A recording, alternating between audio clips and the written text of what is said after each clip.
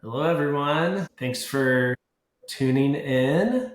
Super excited to have everyone here. If you wouldn't mind in the chat, just kind of put in where you're tuning in from. I would love to know that before we get started. And I would also love to know if our mics are working. So that could be helpful as well. So yeah, put in the chat where you're tuning in from. Super excited to have everyone. I want to introduce myself. My name is Jeff Jones. I'm an interior photographer based in Texas. And I've been shooting interiors going on for 10 years now. I'm excited to have everyone here and welcome to the third webinar of many webinars that we've been rolling out the last couple of weeks. This one I'm super excited about because we're having Becca Beckman join us. Becca and I I guess we're ships crossing in the night. Yeah. As I was leaving Magnolia, you were coming in. But Becca is a photography director for a national home lifestyle publication called Magnolia Journal. And she has a degree in editorial journalism and experiencing spanning over a decade in publishing, photography, and styling. We were on a shoot a couple of weeks ago working together as well. And she's just a wealth of knowledge, really has seen a lot over the last decade. And super excited to have her share her expertise in the avenue of kind of thinking through the pitch for an interior designer beforehand and how that could be helpful for press and why that matters even in the creative process as you build out your team, hire a stylist, hire your photographer, potentially a PR agent. A little plug for what might be coming towards the end of this. We will be announcing the next webinar that will be on August 22nd. But my hope is that everyone can walk away with more creative ownership in this process of like you just finished the project and you're needing to think, you need to squeeze out more creative energy for that you've already had with the project that you've completed to actually level it up, make it press worthy. What does that look like to hire the right team? And that you would have ownership in that art direction and creative direction moving forward. Just some housekeeping things. I know in the chat that we have people saying that they're tuning in from Cleveland, Charlotte, Waco. At the end of this webinar, we will open it up for questions, and that's where you can type it into that chat, and we'll try to get those questions answered towards the end. So without further ado, Becca, so excited that you're here. Can you just bring us in on how you got to where you are today? Give us the backstory. We would love to just get to know you a little bit more before we start diving into these questions. Yeah, I'm excited to be here. Really my love of magazines started when I was a kid. I think it started with like Highlights magazine, to Girls Life and then to Teen Vogue. And that was around the time that I started thinking through what I wanted to do. When I got older, what did I want to study when I got to school? And I decided on journalism. So I went to Baylor and got a degree in journalism with a news ed focus. There I worked on our paper. I really thought like my only way in, everyone had been telling me like print is dying, print is dead.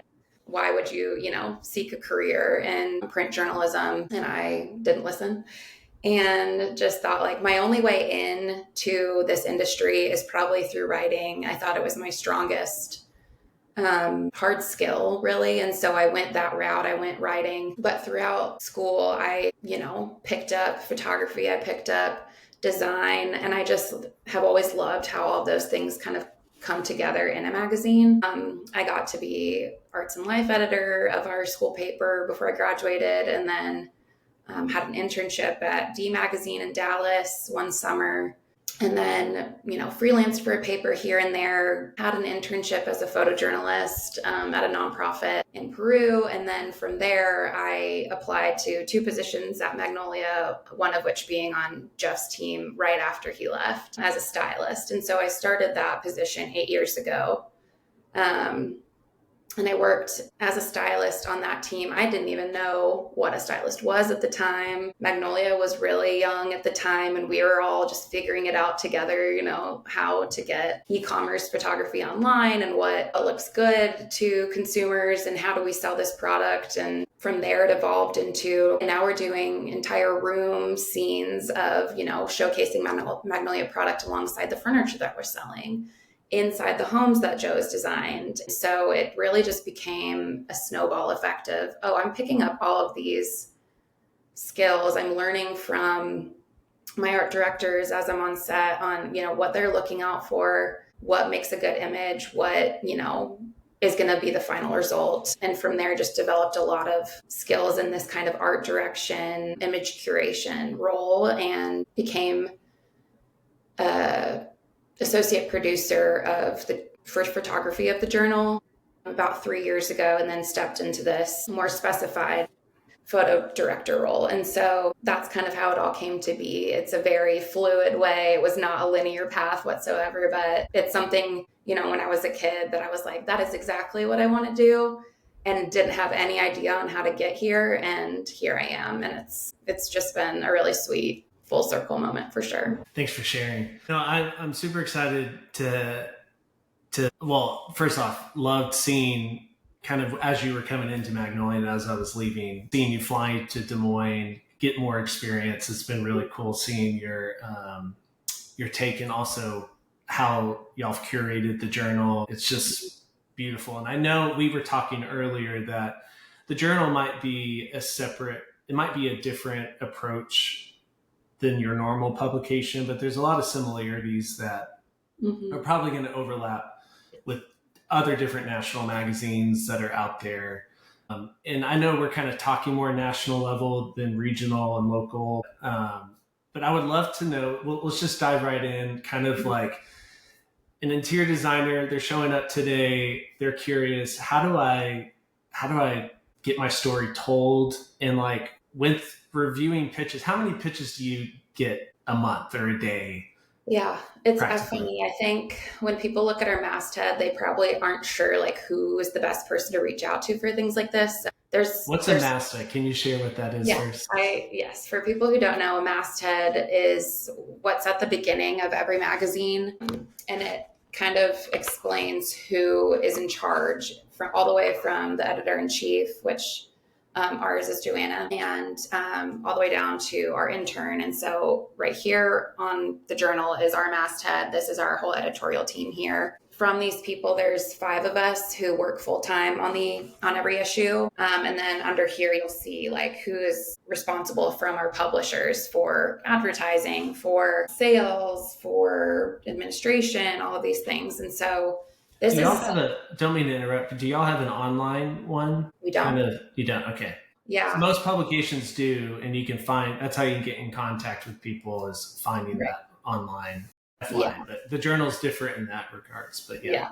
The journal, we've been talking about digital publication for a long time, and it's something that's still in the works, but we hope to be able to do that soon. But essentially, I feel like a masthead in its simplest form is like a calling card or a Rolodex of like who you can reach out to from any publication. It's not going to have maybe like our email address explicitly, but I think from, LinkedIn, from Instagram, you can find anyone on here through their name. So that's always a really great place to start, first of all, to figure out who you can even reach out to pitch a tour to. But for our team, I feel like everyone gets these pitches.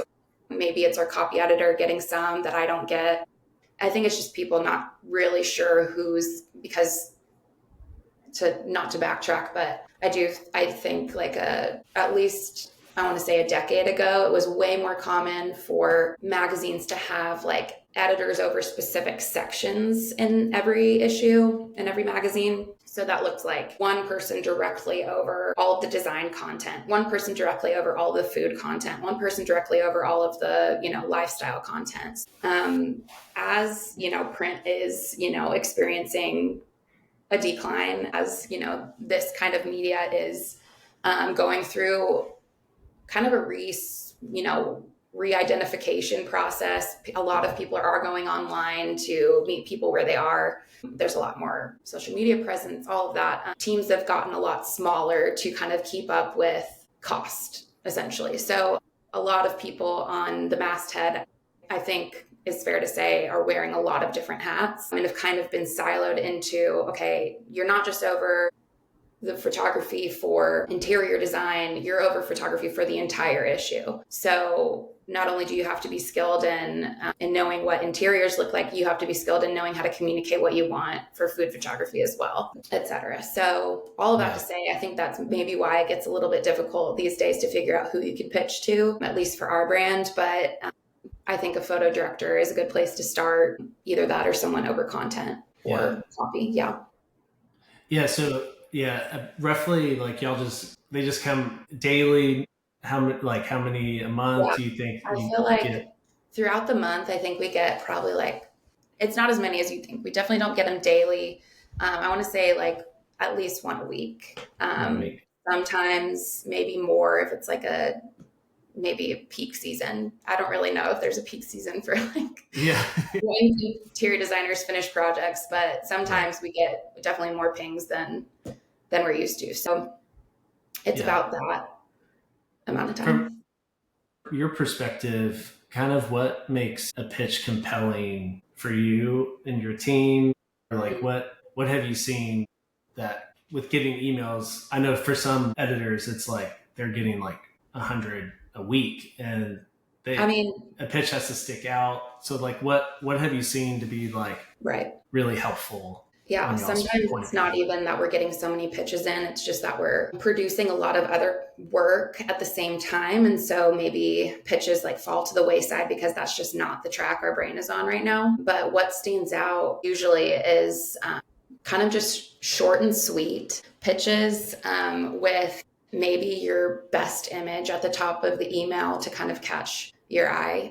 It's something kind of taking a cue from newspaper world, like you're going to have to catch your reader in 6 seconds or less. That's the attention span of the average person reading. And so you're all the way from your subject line to what you first see when you open your email, all definitely matters. And I think if you can catch someone with an eye-catching image, or maybe your headline really lets you in quickly on the story of this home, the story of the homeowner, the story of, how long it took maybe to get to this point in your renovation process or your building process, anything that can kind of hook who you're trying to reach, I think is what's going to be most beneficial right there at the beginning. And then of course, including a gallery of images through Dropbox or Google folders or whatever, so that you're just like creating a lot less work on whoever is reading your email. You kind of want all the information there at once, so they don't have to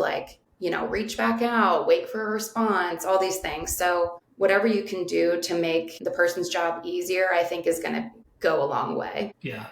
There's kind of like a unspoken etiquette in a way to help a publication or whoever's receiving the email to make it, especially if they're reviewing a ton of pitches, like how to, and they don't respond back to them, and that's something that if you don't hear anything, it's like, okay, that's just what it is. But you would say don't give them all the photos, write a multiple paragraph essay about your project in every detail. Right. Like you would basically pick one hero shot or maybe 4 hero shots to put in the body copy, I would say, but I would include a link to a gallery.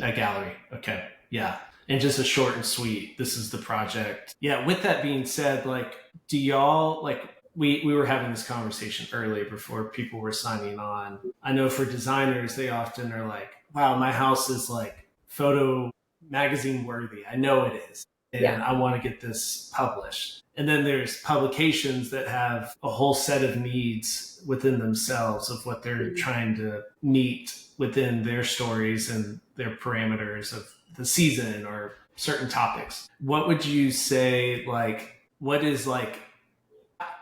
how would you help a designer understand what publications are needing and looking for and how their house might fit or may not fit within what the publication might need? Right. I feel like this is where there's a little bit of homework on the designer's part to start with. I think, your home being magazine worthy, I absolutely feel that for you. I feel like you've put blood, sweat, and tears into this project. And I would never be one to say no, this is trash, but I do feel like things to consider before you send or before you even hire a team to come and shoot is what style of home, what style of publication would this home best fit? And there's a lot of different publications out there that are actually so niche into different styles of homes. There's traditional home, that's a part of our family of titles. There's Better Homes and Gardens that maybe, or southern living, that's definitely a little bit more like down home south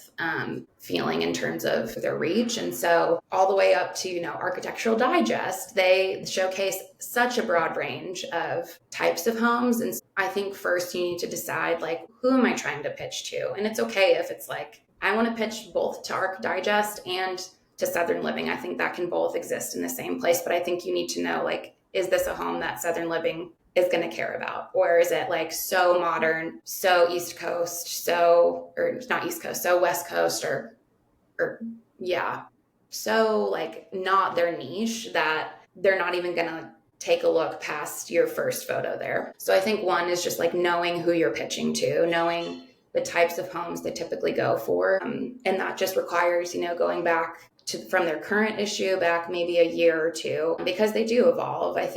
I don't think what they're looking for is what they published back in 2010. So I think just do a little bit of recent homework on like what they've been doing, what they've been interested in, and per season, what they typically gravitate towards. This is something Jeff and I were talking about. Maybe a pitch isn't getting traction right then as you're sending it because maybe the home is styled so summery, but who you're pitching to is currently working on a 6-month, 9-month timeline, and they're not thinking about summer. They're thinking about Christmas. They're thinking about spring.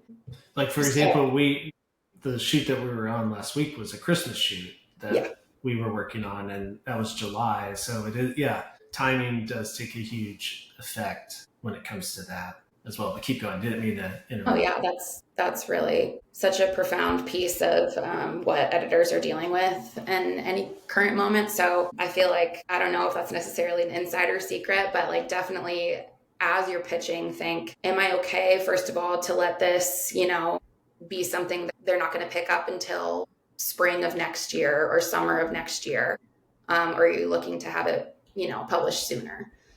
And if you are looking to have it published sooner, like, do you want to consider, decorating that home in a holiday aesthetic? I don't know if that's necessarily for everyone. I think that's very niche and specific, but I do think those are the Do y'all get pitches that niche? I feel like that's more from agencies that they kind of have these world-renowned photographers on their roster who do go and shoot, and that you can like purchase that photography from later on. I don't think we're really getting that at all from like PR or designers themselves. No, but I will say sometimes it's really not about a pitch. Sometimes it's about your audience currently. And I think this is the cross that everyone is falling on these days, is like social media does play a role in getting people discovered. And so sometimes it's really not me waiting on a pitch. Sometimes it's me going and sourcing a home that we could be interested in the future. Or if a designer that I've been following for a couple years, like mentioned 2 years ago, hey, everyone, we're starting this home build. What do you think about these things that we're putting in the home? They're really interacting with their audience. They're updating their feed regularly and getting people excited about the end result. Like, those are the kind of people I want to reach out to and say, like, hey, have you thought about being published? We'd love to send our photographer and stylist to shoot this when it's done.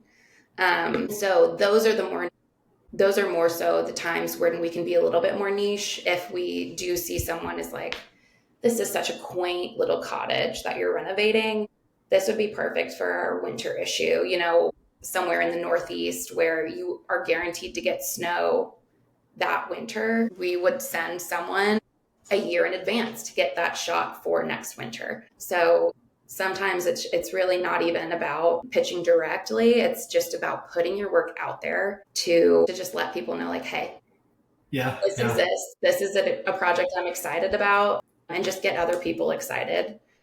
on it. Yeah, don't mean to interrupt. It is interesting because there is kind of I don't know. Sometimes some designers are like, I want to take these photos, but I don't want to like post them anywhere. I just want to pitch them to all these people, and they can go months without like ever posting those photos. And what you're saying is kind of maybe the opposite. It's like, hey, start putting it out there. Let's see what the audience or what people are wanting, what you're excited about.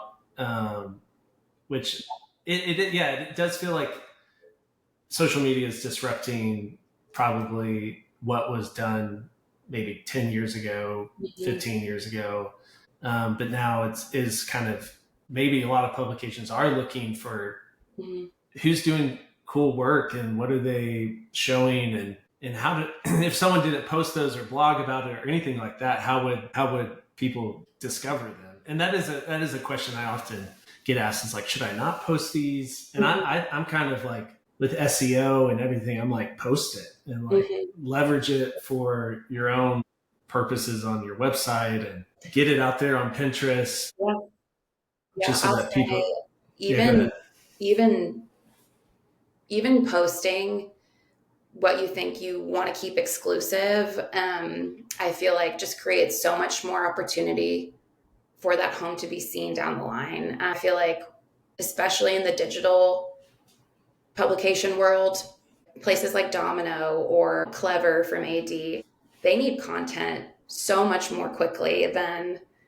their monthly or quarterly publication allows. So I feel like even if it's just you're posting something that was like really intricate that you designed about this aspect of your house, like it's just a section of your mudroom that you got a beautiful photo of and it's styled nicely, and there's a really, really interesting quality in how you organized something within that can easily build an entire blog post for these brands around that one image. And now that image is out in the world, it's credited to you and the photographer you used, and people like me can, add that to our Pinterest board when we're like planning for an issue a year in advance. And I can follow those rabbit trails and reach out and say like, hey, I want to see more of this house. Or we're writing a story on mudrooms. We're writing a story on organization. I would love to use this image. And there you go. Like, we now have the opportunity to buy that image from the photographer. You're credited in the issue and you're a published designer. So there's just so many more ways to get discovered these days.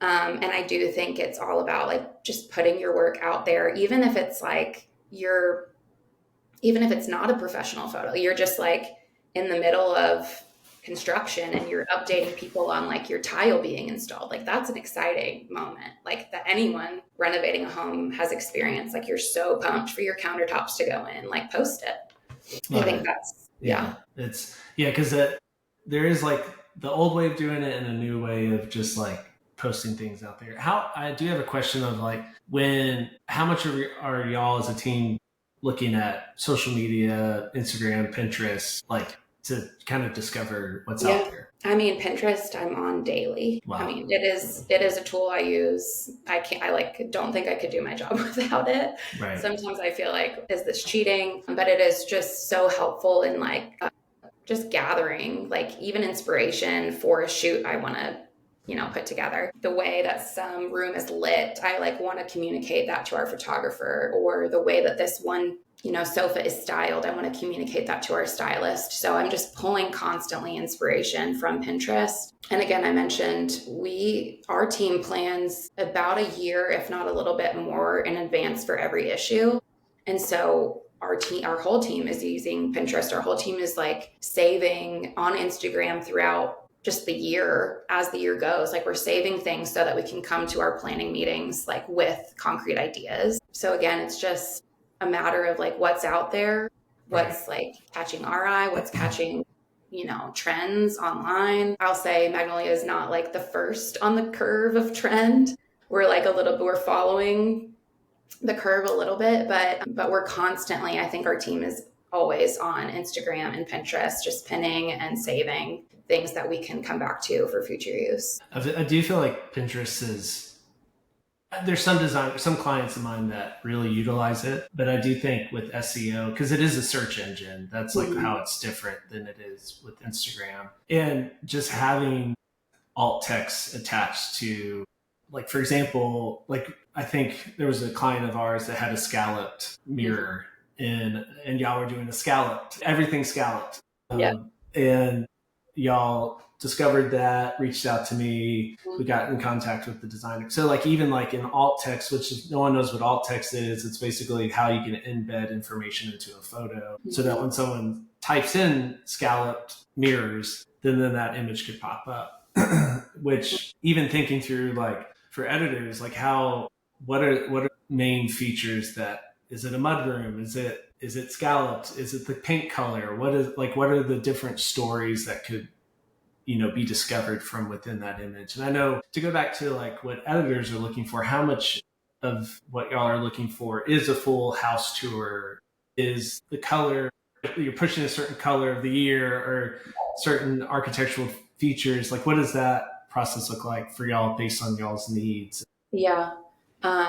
Every issue, we aim for definitely one full home tour in our well. If you're unfamiliar with this terminology, you have your front of book stories, and that's usually the first half of the issue that has a lot of ads kind of interrupting stories, and that is how a magazine gets made and funded, is by ads. And then you have your well in the second back of the book, and that is where you don't have ads interrupting your stories. And so those usually we save like our kind of our longer stories, our heavier hitting design pieces or home tours in the back of the book, called The Well. And so we definitely aim for at least one home tour in The Well every season. We're a quarterly publication, so we kind of just call them seasons.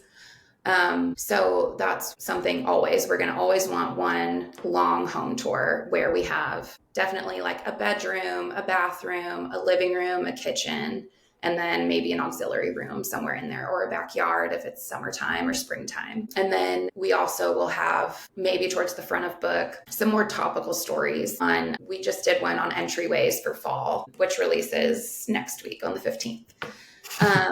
So, and then, it really just depends on seasonality. It depends on the theme of our issue. If you're also unaware, Magnolia Journal, instead of having like the color issue, the organization issue, we have themes that our entire brand kind of like interweaves into everything we do, from retail to what's on the grounds but it all starts with the magazine. And so our themes kind of drive that season. And so we both look for stories that fit seasonally, but also that fit our theme. And this next season's theme for fall is embrace. And so that's why we did entryways, because it's something that like you're embraced by the entryway as you walk in your home. So what are examples of homes that just have excellent entryways? And we've shown that kind of in a sliding scale of like, this is like, if you have this, like a lot of room to have like a really built out entryway, this is if you have like a mid-size entryway and like what you can do with it. Or if you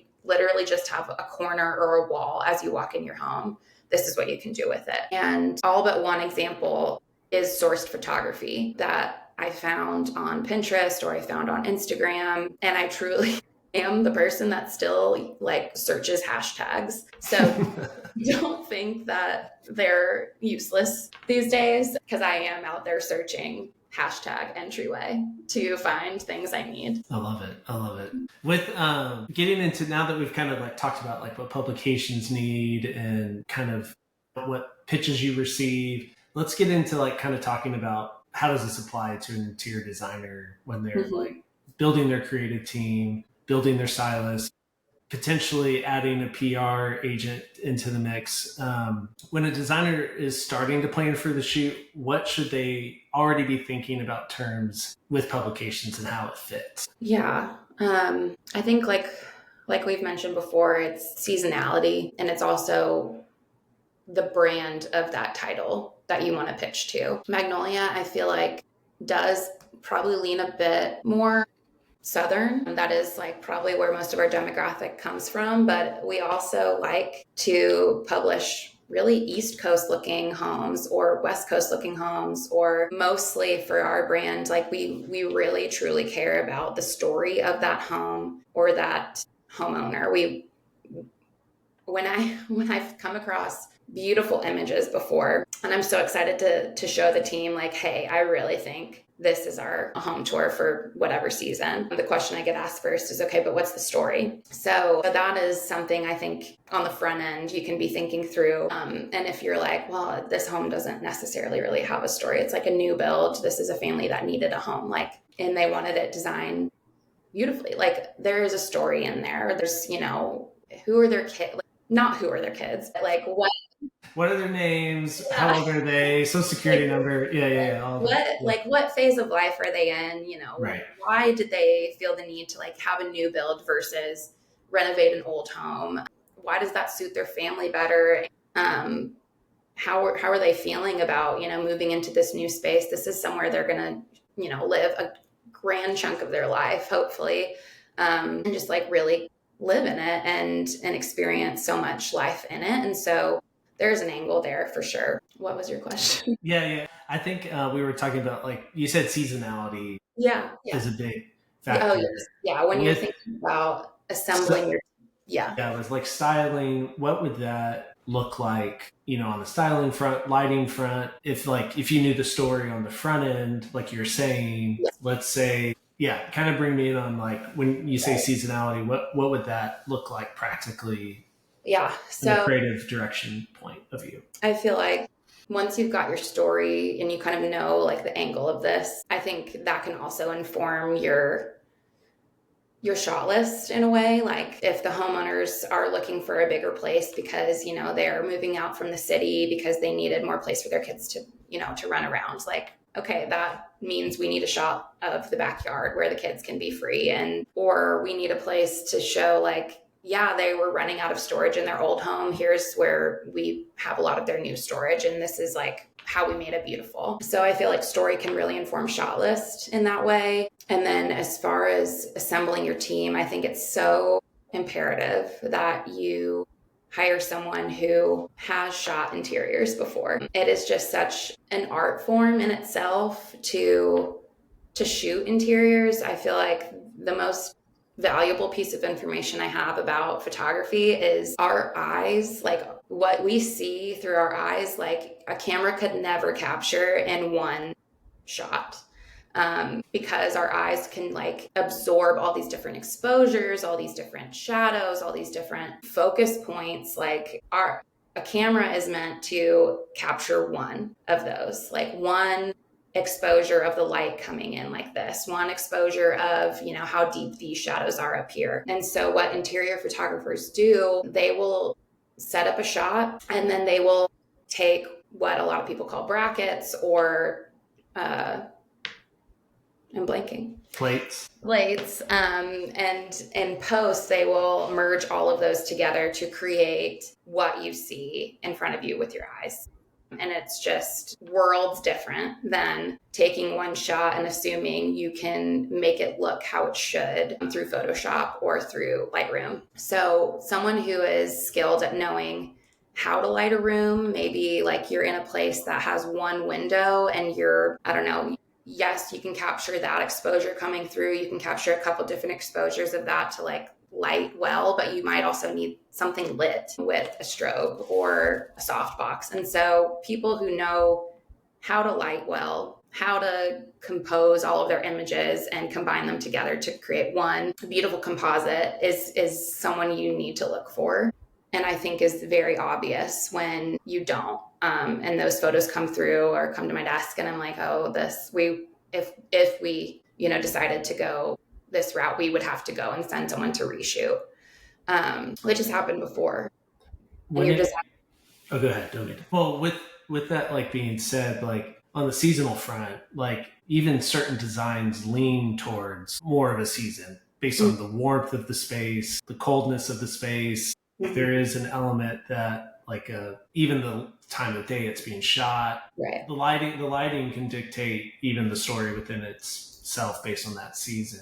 When it comes to like styling, I loved in our last webinar, Adam like talked about how you can sometimes just play it safe and just do a simple styling, and you don't really take much risks, because if you don't have the story, you're just kind of wanting to play it safe so that the story can be pitched many different angles. Mhm. Would you say that's a good thing? Would you say that's a bad thing? Any thoughts on that when you even start receiving galleries of stuff that has been styled? What are y'all looking for on the styling front as well? Yeah, I think definitely if you can essentially make your shoot timeless in a way. Maybe you're using greenery instead of flowers.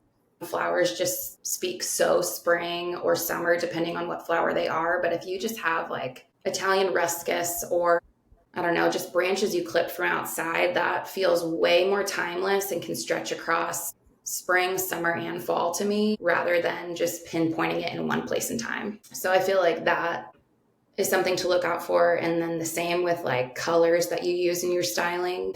If every color in your home is kind of leaning, warm, cozy fall, you have like your fireplaces lit, that is going to definitely lean more fall, winter than it would be if you had, some pastels or maybe just more neutrals in there. I say all that, but I also understand there's individuality to in how you design and how your final piece gets represented, and maybe neutrals just like isn't your game.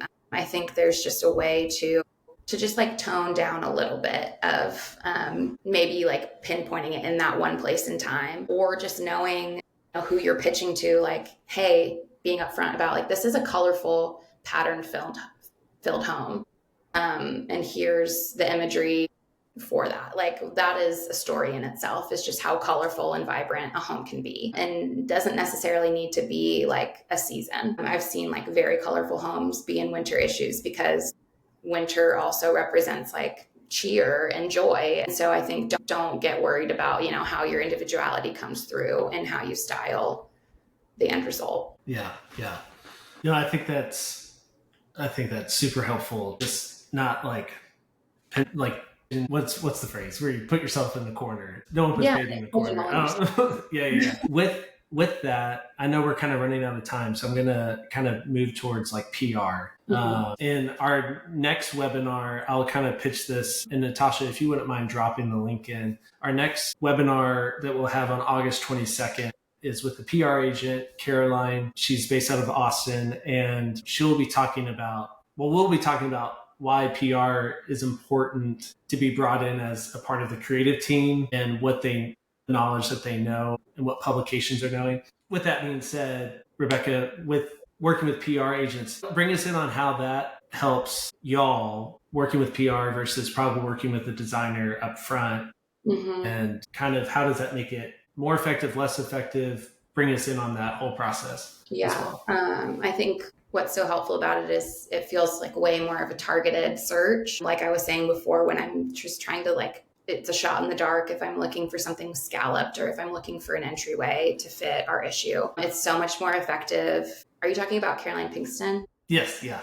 Yeah, so we work with her as well, and it's so much more effective sometimes to reach out to her knowing she has a collection of several different designers' bodies of work, and she can go in on those galleries and search for us if we're looking for something like a staircase, if we're looking for something like an entryway, or like even a window detail. Like she can go through those galleries for us and then send us what she has from those designers. And then to take it even further, she's the one who kind of carries the whole process forward. If we'd like to end up using those images, she connects us with the photographer to reach out to obtain usage rights. And overall, she kind of just guides us through, next steps on her end, which is just so helpful when you're an editor and you have like a million other things on your plate, or you're a designer and you're just trying to get your project completed. Like, this middleman is like the most helpful middleman there can be sometimes. So yeah, we love reaching out to agents or to PR for things like that all the time. And it's interesting because it is a lot of public relations. It is relationships that helps, like with the connection to certain brands and publications like that. I mean, I've been on a shoot where someone already was so close with an editor because of their PR agent that while we were shooting, they were sending photos of what was on my computer, and they were already like, yeah, we're going to do this in fall and this is what we Yeah. need. Can you grab this? So having that foresight and also having someone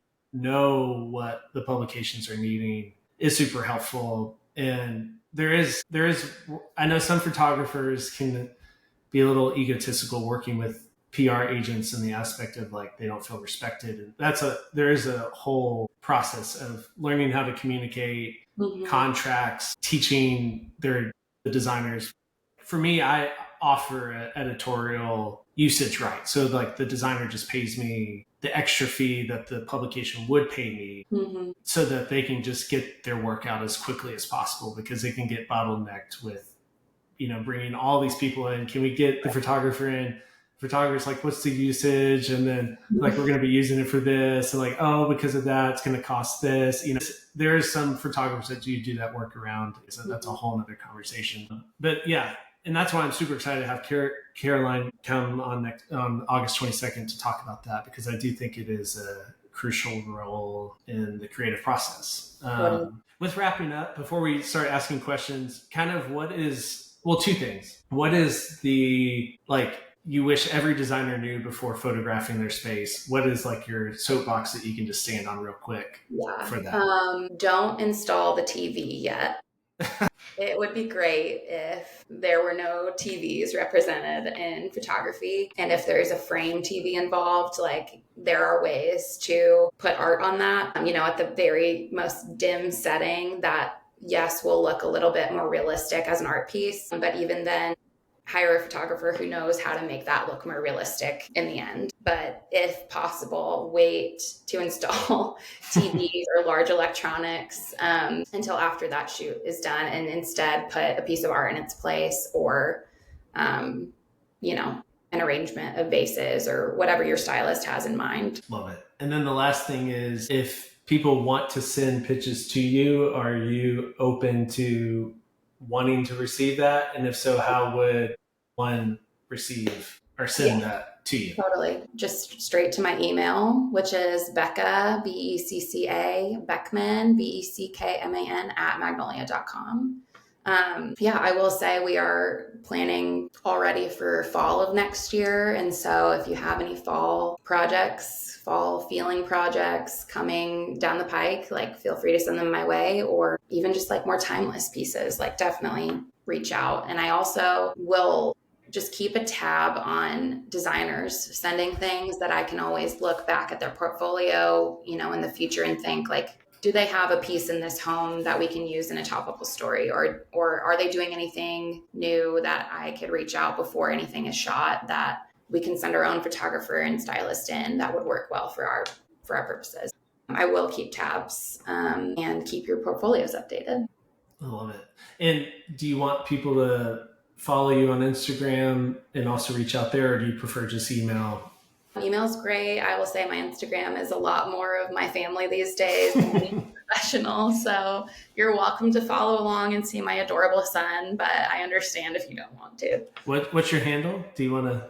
It's Bex, Bex, Beckman. Same spelling as what is on the screen. It's a really well curated Instagram feed. So especially for your family. Thank you.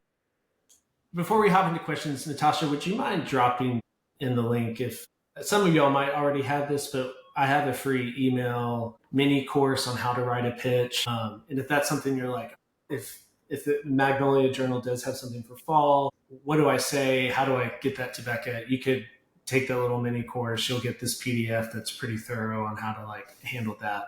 Natasha, if you don't mind dropping that also in the chat feed. But now let's open up to questions. Any questions you might have in realm of, here we go. When starting an interior photo shoot with the pitch in mind, how do you collaborate with photographers, stylists, and designers to ensure the final images align with the editorial vision and story? Becca, you can share, and then I have my thoughts as well. I'm curious if this means when I'm producing a shoot, or if this is a designer, wanting to build a team on their own. I'm assuming it's a designer building a team. Okay. So, I think Hillary touched on this a little bit, but creating some art direction at the very forefront is so helpful, and in not trying to be too technical about what, you'd like to share this looking like, but providing inspiration images that you're really drawn to and that you want your work to kind of emulate but not replicate, I think is so helpful. And just being honest in that communication with your photographer and stylist, saying like, we're really not trying to copy here, but we're really wanting to emulate this kind of feeling. And what is that feeling? Is it a moodiness? Is it a coziness? Is it whatever kind of serves your story well? I think is a great way to kind of approach that creative direction as a designer. And then having that kind of print material on set with you is really great to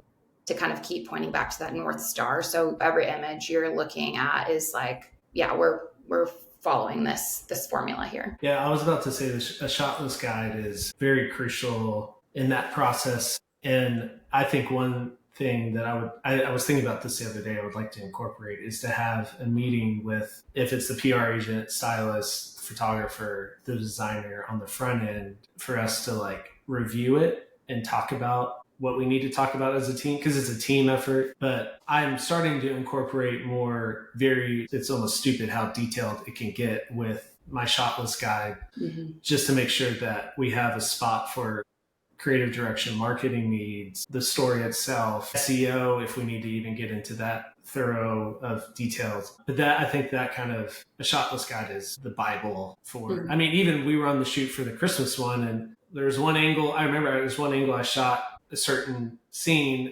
and because of the lighting, it made it feel, I said it feels more like Hobby Lobby. And that's, right. And it had everything to do with the lighting direction. Yeah. And so we changed that whole setup because we went back to the shot list guide and said, oh, this is the direction that we're wanting to go. Yep. And that just makes sure everyone's on the same page with what's the end goal. Okay, we have another question that came in. I heard Becca say that she often finds photos on IG and Pinterest. So do publications not mind not having exclusivity? Is it okay to post spaces on IG that you want pitched for print media? Yeah, I feel like mentioning before, Magnolia is not necessarily on the forefront of trends. We, especially if it's something that, you know, has already been published, maybe in a publication that just like doesn't really overlap with our readers, we're not necessarily concerned with exclusivity in that way, especially if there's an opportunity for a reshoot even, or shooting it for another season that we see that home fitting in. I feel like it might just be so much more important to get your work out there however you can, and just be available and open to showing it again, because I do feel like that's how I've come across designers that I follow to this day and keep tabs on to make sure that maybe another project in the future we can have the exclusivity on. That's how in our summer issue, if anyone's familiar with Claire Brody, I've been following her for a number of years, and I noticed that her renovation in Austin was just so unique, and so the way she that cottage thing that she's doing now is really cool. Oh my gosh, I know. I wish that was done by the time we. So many great colors. I told her, I was like, this is incredible. Yeah, it's so cool. So yeah, just don't be afraid to like post your things out there and celebrate it. I feel like, to go off the exclusivity piece, I think normally that has to do with like an embargo on print. And so the exclusivity, like I had a shoot that I did for someone in San Antonio, and they said we just need 2 months, but there was another publication that was interested in it as well. And so we had to wait 2 months to make sure that could be published elsewhere. But I think if it has to do with your own work, that doesn't matter for them exclusivity wise. And if anything, I'm more in the camp of get it on Pinterest, get the SEO going, get as many people liking it and getting all the attention that it needs, so that when a publication sees it, they're like, oh, people like this. And we know viewers will like it as well. That's kind of how I think. But there's some people that want to hold their cards close and have a moment to, once it's published, then they roll out everything. There's many different strategies, but the exclusivity has to do more with other publications and embargoes that they have on there. Any other questions before we sign off? Okay. With your extensive experience at Magnolia Journal, how do you guide photographers to ensure their images align with both the design vision and the editorial pitch, especially when working with interior designers? Yeah. I think, again, this goes back to kind of this creative direction at the forefront. And even if it's kind of educating, if we haven't worked with this photographer yet, it's kind of educating the photographer on the type of photography we're looking for, the type of lighting that we're looking for. That's definitely on my end. Something I'm considering before even reaching out to a photographer for a project is, does their work align with, the methods that I'm seeing their light hit or their final product? Is that something that we're interested in bringing on this team? Because I never want to take a photographer and say, like, you have to fit in this box. I want every team that I put together to feel like their creative ability is valued and the reason that we hired them. It's definitely knowing who you're hiring at first. So because of that, we tend to stick with, a small select group, but it doesn't mean that we're not open to others, especially if other people are booked. So, and the same with styling. I think it's really helpful for me to kind of, per home that we're in, I want that home and the designer to feel well represented as well. And so I don't want to suggest styling with things that really go against what the designer, I think, intended in the beginning. And maybe that's a conversation between the designer and I on, like, hey, do you actually have a bank of or a storage room of props that you didn't use in the house that we could have access to and like move around the house as we see fit, if it fits the story we're trying to tell. So I think it's just so much collaboration. And again, wanting everyone to feel like they're well represented in the images, but having that source at the very beginning of, this is what we're going for. This is the home according to the designer, and this is the story according to Magnolia. Let's go from there and then work per shot. Yeah. And how do you guide photographers to ensure their images align with design and vision? Yeah, I think one practical thing, even when building out the shot list guide, if there was one shoot that you found online on a blog or in another magazine that you were like, this is the pinnacle of what I want my work to look like, that is, lean into that. Like, let that be, no matter what publication it is, lean into it.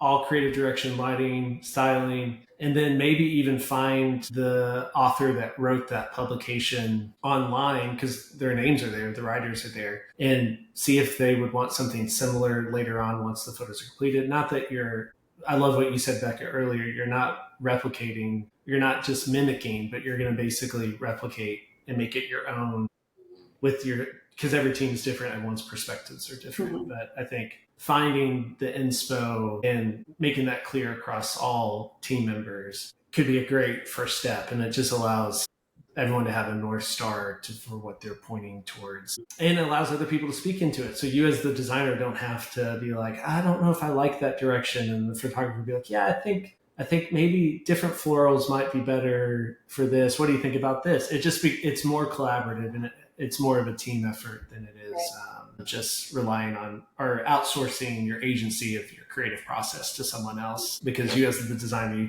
it's your brand, and it's like, how do you want to communicate it? With that being said. Okay. Becca, thank you so much for your time. I know we are at the hour mark. Super helpful. And hopefully people start reaching out to you. If anyone has any other questions, you can reach out to me as well. And don't forget to sign up for the PR webinar. What is the title? Where is it? It's, I guess, how PR can be brought into the creative process before you shoot an interior photo shoot. So super helpful. Make sure to sign up for it. But thank you again, Becca. And everyone have a good weekend. And thanks for tuning in. And we'll see you at the next one. Thanks so much. See ya. Bye.